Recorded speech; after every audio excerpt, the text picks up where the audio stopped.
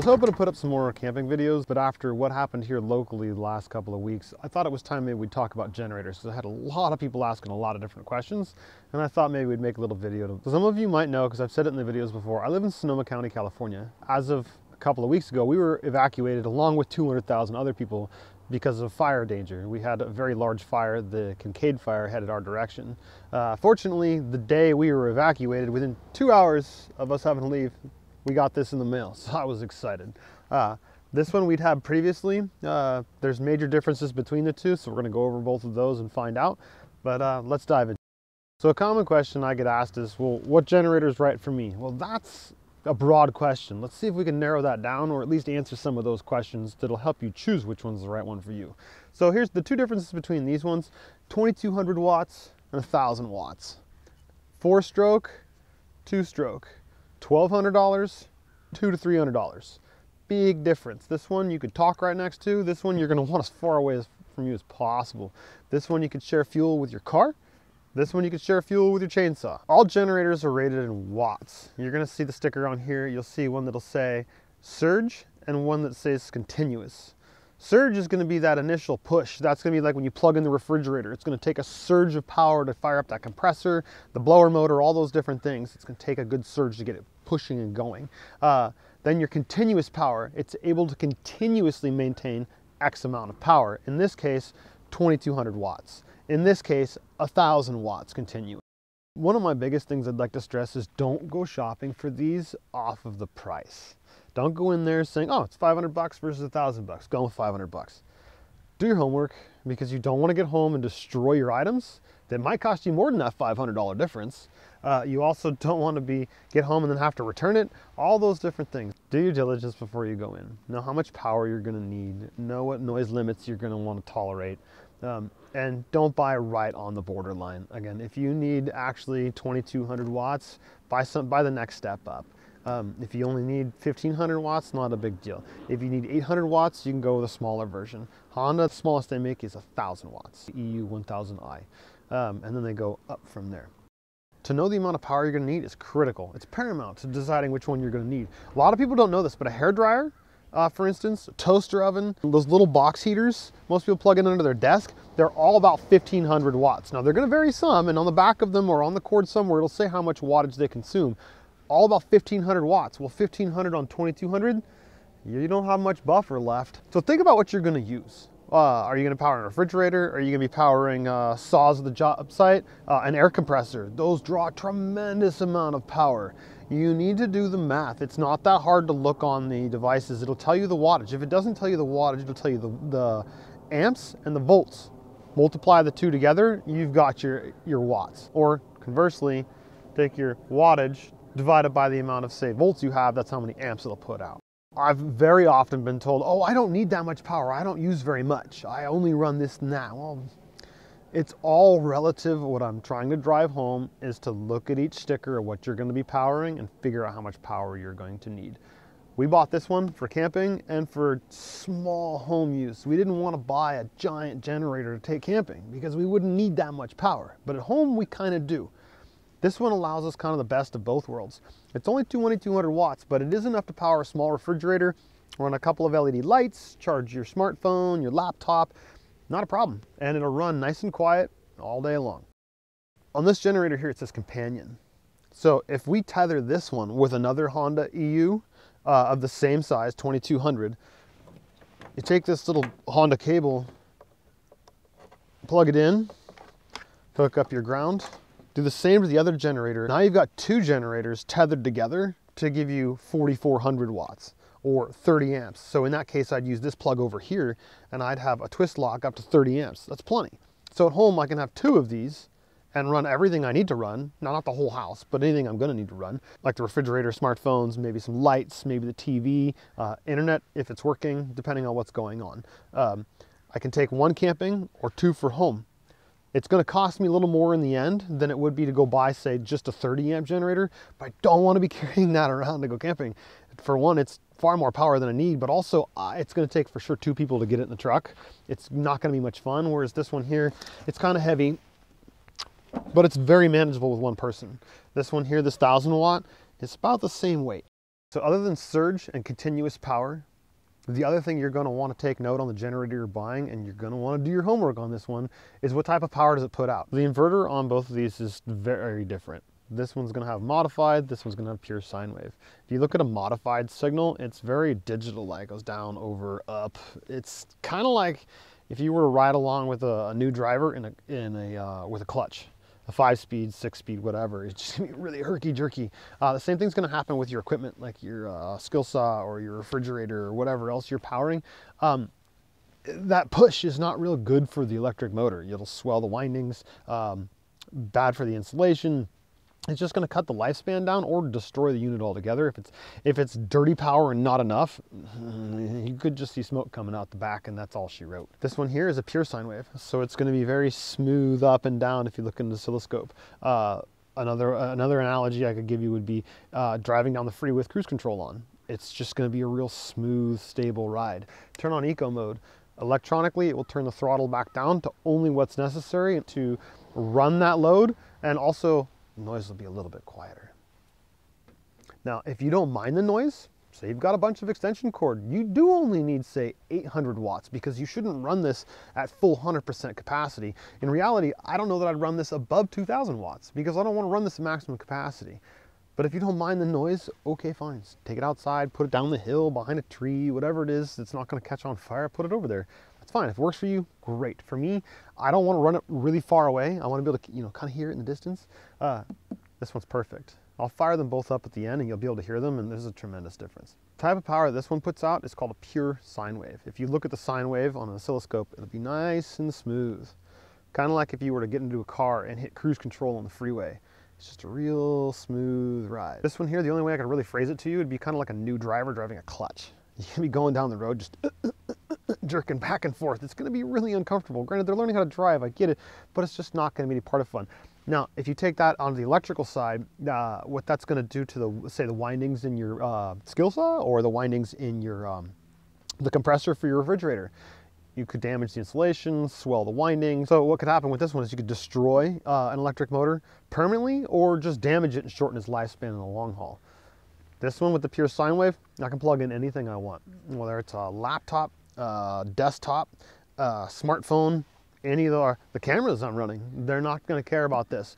Try and plug them into here, you might destroy the batteries. Either that or they're just not going to charge right at all. So I don't charge batteries off of the non-pure sine wave inverters. I won't run electronic equipment off of these also. I don't mind running a small saw. I don't mind running a small heater. All those kinds of things I don't care about. Anything else, I'm going to run off this one here because I want the pure sine wave and I don't want to do any damage to it.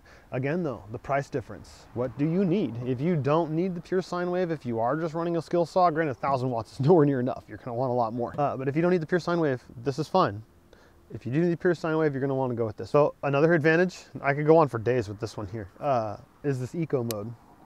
So with the eco mode on, this one's only going to idle as fast as necessary, or run as fast as necessary to generate the power necessary for your load.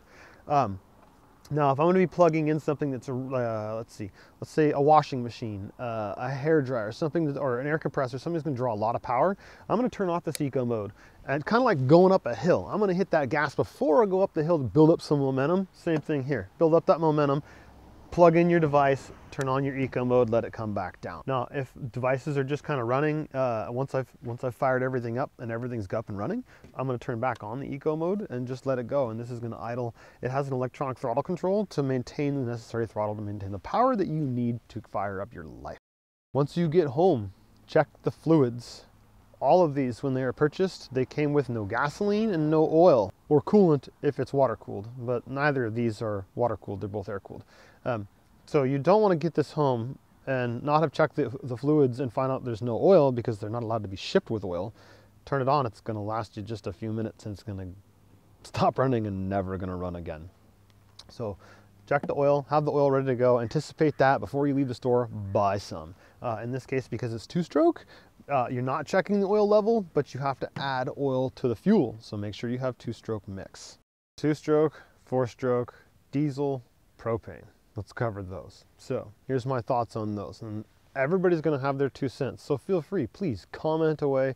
Let's educate each other. This is just my 2 cents on this topic. Here we go. 2-stroke, really inexpensive, but very loud. If you don't mind sharing fuel with your chainsaw and leaf blower, not a problem. In an evacuation situation or an emergency situation, I want to be able to share fuel with my car. I don't care about my chainsaw when I'm running away. When I'm driving 4 cities away to get away from the flames, I don't care. Trees aren't my problem. Fuel is. Recently, I've been asked a lot of questions about generators, even to go shopping with people to help them choose the right generator, which is great because I learn something every time. I love doing it. So the last time I was in there, another customer I overheard talking about diesel versus propane. And the guy very quickly responded with, yeah, they're great, but good luck getting them fixed. Now, the diesel, I don't know if I buy that part because there's a lot of diesel mechanics pretty much everywhere. But diesel, in my opinion, is great fuel. I love it in the truck, but for heavier loads, like generating 10, 20, 30, 40, 50,000 watts, something you even tow behind your truck to generate a lot of power. Diesel, all the way, hands down, I'm convinced. But I wouldn't use it in one of these units. It's going to be heavier and no, just not going to work. But also when he was talking about propane, he said that they didn't, now they were in Napa, which is a couple cities over, not that far. They didn't know anybody around here that even fixes propane generators. So the guy said, if you want one, sure, that's a great idea because then you could use your propane from your camp stove. But what happens if something breaks?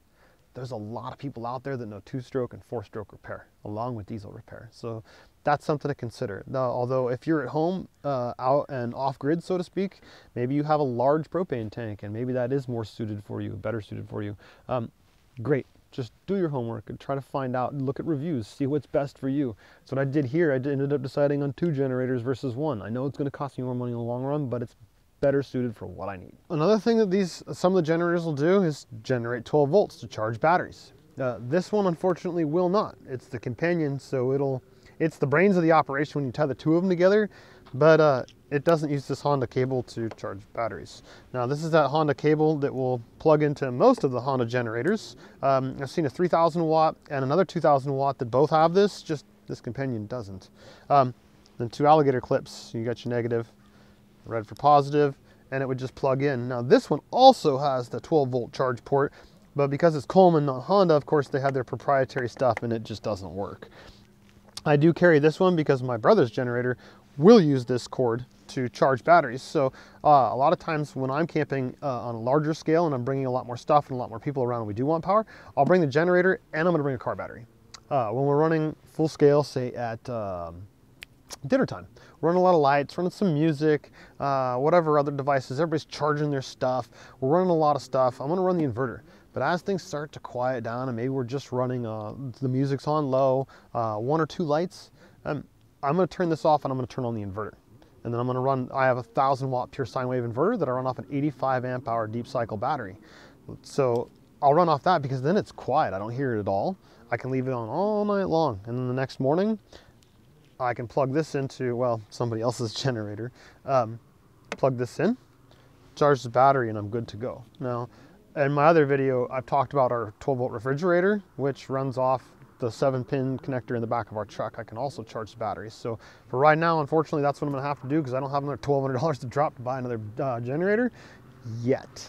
So both of these units, even if this was the Honda that did the 12 volt charging with the Honda cable, you do need to be careful because they will overcharge batteries if you're not careful. These will put off the appropriate voltage to charge the batteries, but they won't notice when they're full and shut down like a car battery charger would. So just be very careful when you're charging the batteries that you don't overcharge them. If you start hearing boiling in a lead acid, that's bad. Another question I've been asked a few times is, what about runtime? No, these do not need a rest between tanks of gas. If you need the power, use them. This ran for about 4 days straight. It's not a problem. The only thing you need to make sure that you do, with that said, is to check the fluids. So when you go to fuel it up, every time you add fuel, check the oil. The only thing I would advise as far as resting is that if you spill fuel when you're fueling these up, if it gets on the exhaust, it's gonna vaporize immediately. If there's an ignition source around, you're in a world of hurt because as you're fueling any of these up, fumes are coming out and the fumes are heavier than the air I'm breathing right now, and they're gonna sink on the ground. Well, when you're standing or kneeling or whatever, fueling this up, guess what you're standing in? You're standing in basically a puddle of vapor, fumes that could ignite. So if you were to spill it onto the exhaust and it ignited, you'd have flames not only here coming up at you, but you'd have them on the ground spreading away from you, and not only possibly burning or killing you or injuring you, but lighting other stuff on fire. So if you're not experienced, sorry, I hate to say that, but if you're not experienced in fueling these up, you might want to let it cool down some, or cool all the way down before you fuel it up, or get an automatic transmission funnel. They're real long and very slender.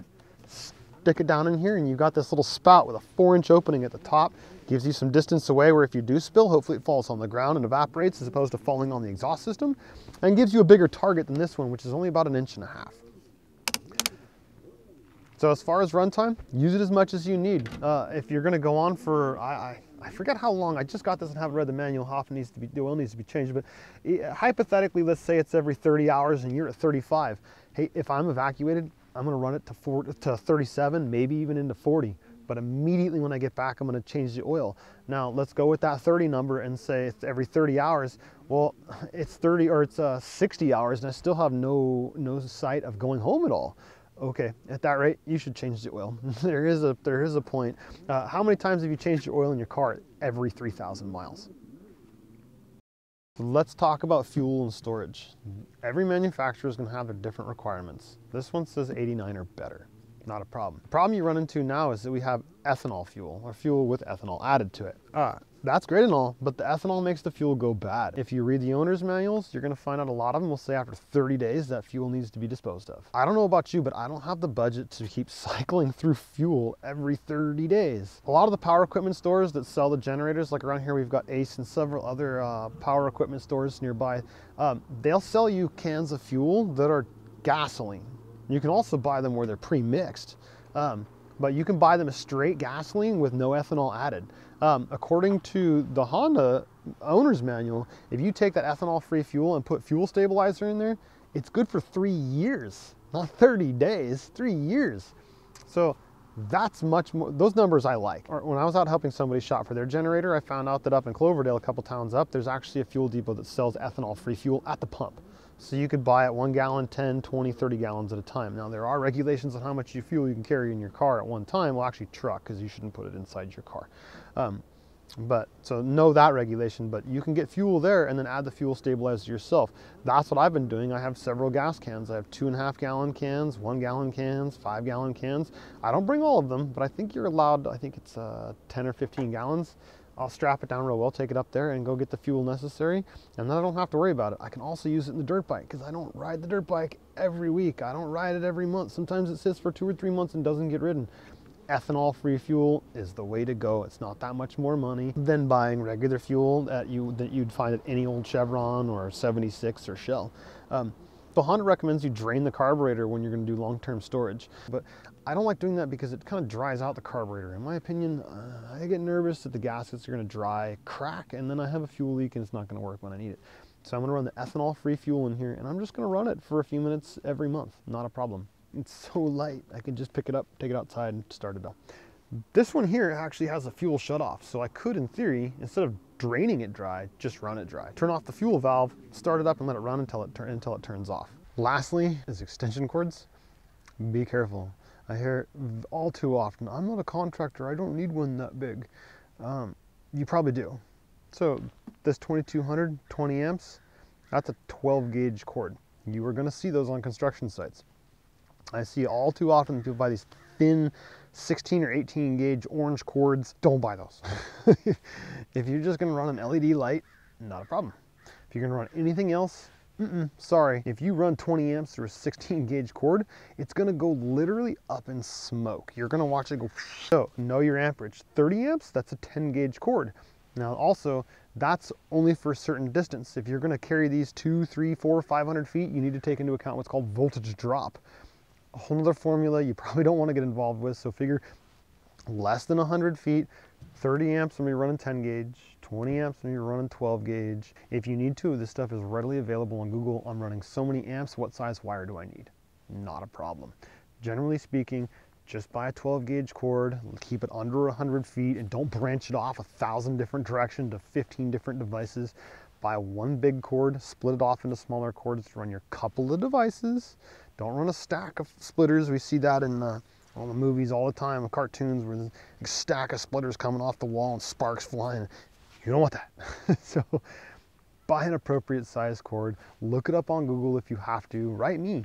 I'm not a licensed electrician, but I know quite a bit about electrical, and I'd be glad to point you in the right direction so you can find out the information you need to not burn your house down or start the forest on fire. Do the math on what you need before you buy. Again, check the stickers, whether it's on the cord or on the back of the device. Don't assume you know how much power it is. Don't assume it's just this or just that and doesn't use much. You'd be extremely surprised. I would definitely budget more than you think you're going to need, because again, a lot of people underestimate how much power they actually use and need. One way to find out if you have a smart meter is unplug everything, turn on only what you're going to use during that emergency, and go outside to your smart meter. It'll tell you, it'll go through different prompts and show you different screens, if you will, and one of them will be your current power consumption, and that will tell you how much power you're using. Emergency? Be careful, don't be cheap, buy what you need, buy it once, buy it right. All right, let's see if we can get these to run. So in this case, turn the ignition switch on, turn on the choke, turn on the fuel, and let's see what happens.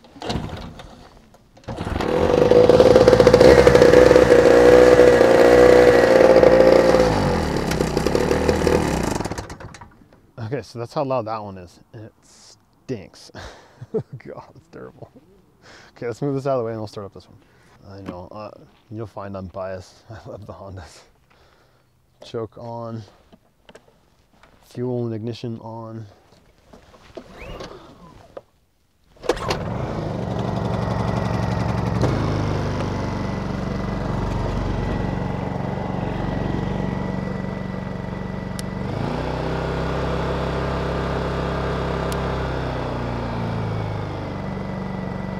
Now, I don't know if you can still hear me or not, but this is not that loud.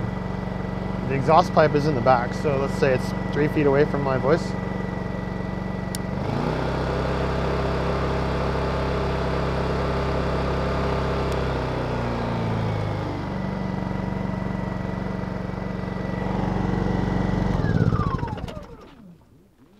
So you can hear when I turn off eco mode, that's how loud, that's the loudest this generator is going to get. Versus this two-stroke, it's just got that tone that's going to carry, and it stinks. But again, when I turn this off, that's the loudest you're going to hear this generator get.